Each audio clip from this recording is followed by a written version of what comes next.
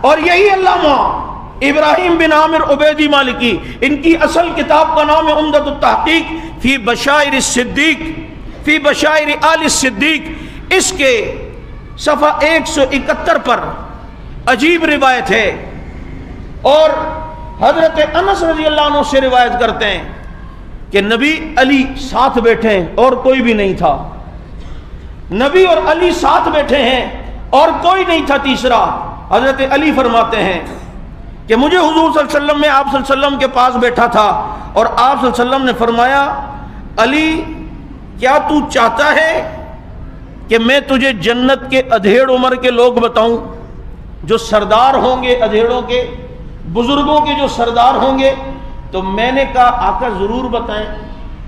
تو اتنے میں سامنے ابو بکر عمر آ رہے، فرمایا یہ ہیں وہ دونوں۔ تو نبی نے ان دونوں کو دیکھا تو مسکرا گئے۔ پھر تھوڑی دیر بعد نبی پر ناگواری کے اثرات نظر آئے، تو صدیق اکبر نے محسوس کر لیا کہ اللہ کے نبی ہم آئے ہیں، آپ خوش ہوئے، لیکن پھر ایک دم آپ کے چہرے پہ ناگواری کے اثرات آ گئے۔ کیوں؟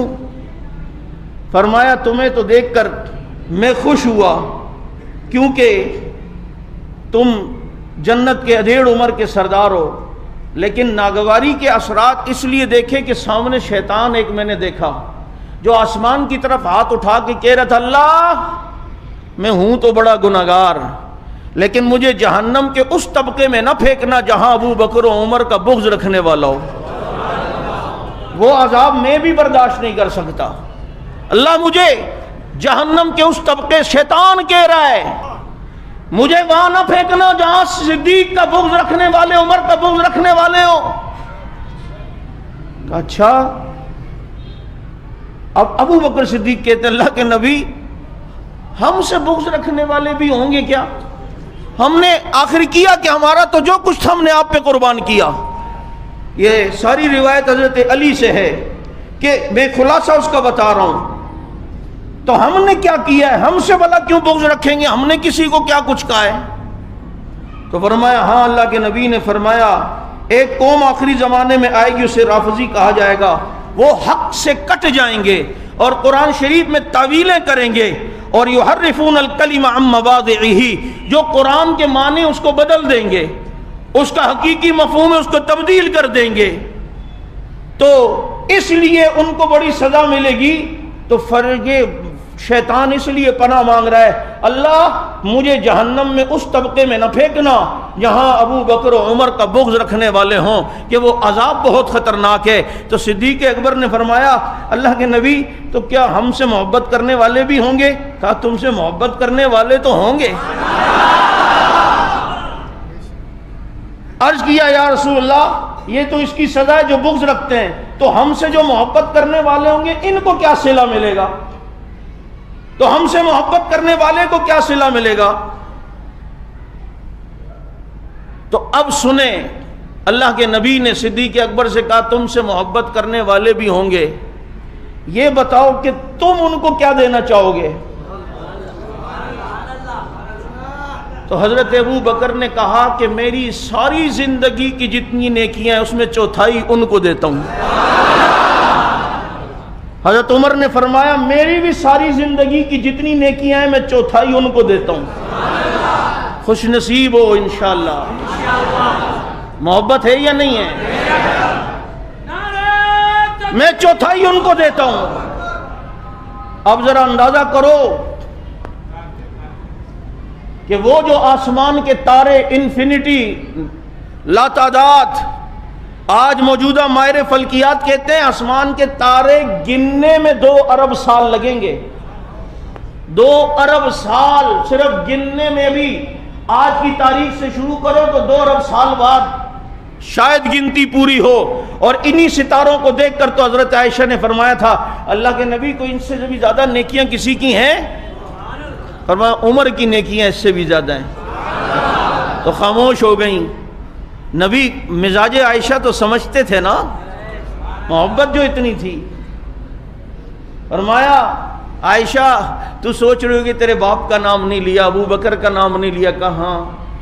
کہا تیرے باپ نے جو 3 دن جو غار میں خدمت کی نا، عمر کی ساری زندگی کی نیکیاں اس کا مقابلہ نہیں کر سکتی۔ اب ذرا خود اندازہ کرو نیکیاں کتنی ہیں. تو ابو بکر صدیق سے کہا کہ آپ بتائیں جو آپ سے محبت کرے گا آپ اس کو کیا بدلہ دینا چاہتے ہیں؟ تو صدیق اکبر نے فرمایا میری ساری زندگی کی نیکیوں کا چوتھائی اس کو جو مجھ سے محبت کرے گا. عمر نے فرمایا میری ساری زندگی کی نیکیوں کا چوتھائی ان کو جو مجھ سے محبت کرے گا.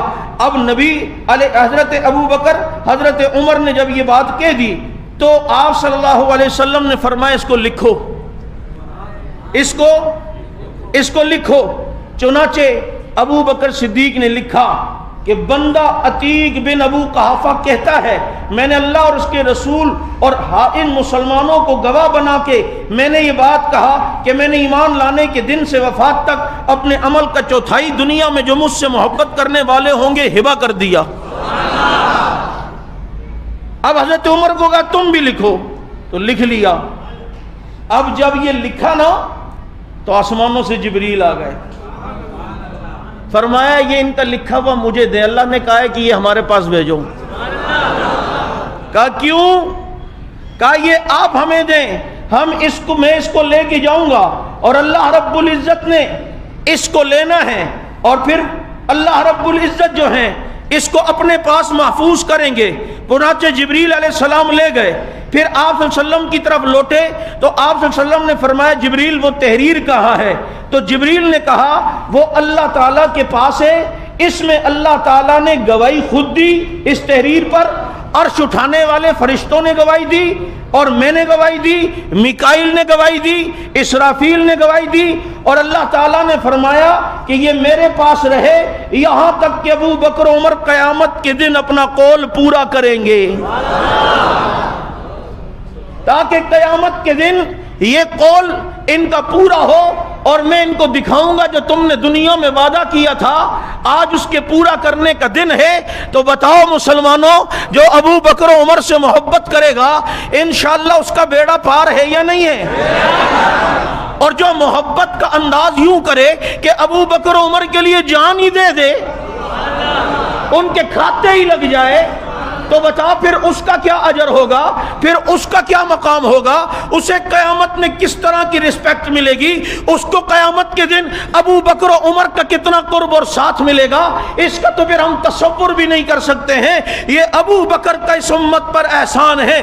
قیامت کے دن اللہ کا غصہ جلال میں ہوگا، اتنے غصے میں ہوں گے کہ اتنا بڑا جلال، اس سے زیادہ غصہ کبھی بھی نہیں آیا ہوگا. اللہ کسی کا حساب نہیں لے رہے ہوں گے، پیغمبر بھی سجدے میں گر جائیں گے، اللہ میری امت کا حساب لے، اللہ میری امت کا حساب لے. 7 دن پیغمبر سجدے میں، اللہ پھر 7ویں دن کہیں گے یا محمد ارفع راسکا فصل توتا، اے محمد سر اٹھائیے سوال کریں، جو مانگیں گے آپ کو ملے گا. کہیں گے آقا میرے محمد الرسول اللہ صلی اللہ علیہ وسلم فرمائیں گے اللہ اس امت کا حساب لینا شروع کر، یہ بہت سختی کے اندر موجود ہے. فرمائیں گے اچھا ٹھیک ہے پیش کرو، پہلے کس کو اپنی امت میں سے پیش کرتے ہو؟ نبی سب سے پہلے اس کو پیش کریں گے جو سب سے پہلا نمبر ہے، جو سب سے اول ہے، جو سب سے اول ہے، جو سب سے پہلا نمبر ہے، دمادم مشت کلندر ہے، جو صدیق دا پہلا نمبر ہے. ان کو اللہ کے نبی اللہ کے سامنے پیش کریں گے. جب صدیق کے نام اعمال کو اللہ دیکھے گا تو اللہ کا جلال جمال میں تبدیل ہو جائے گا، اللہ کا غصہ مسکراہٹ میں تبدیل ہو جائے گا، اور ساری دنیا پر اللہ کے غصے کو ٹھنڈا کرنے کا جو سبب بن کر ساری دنیا پر جو احسان کر رہا ہے دنیا اسے ابو بکر صدیق کہتی ہے.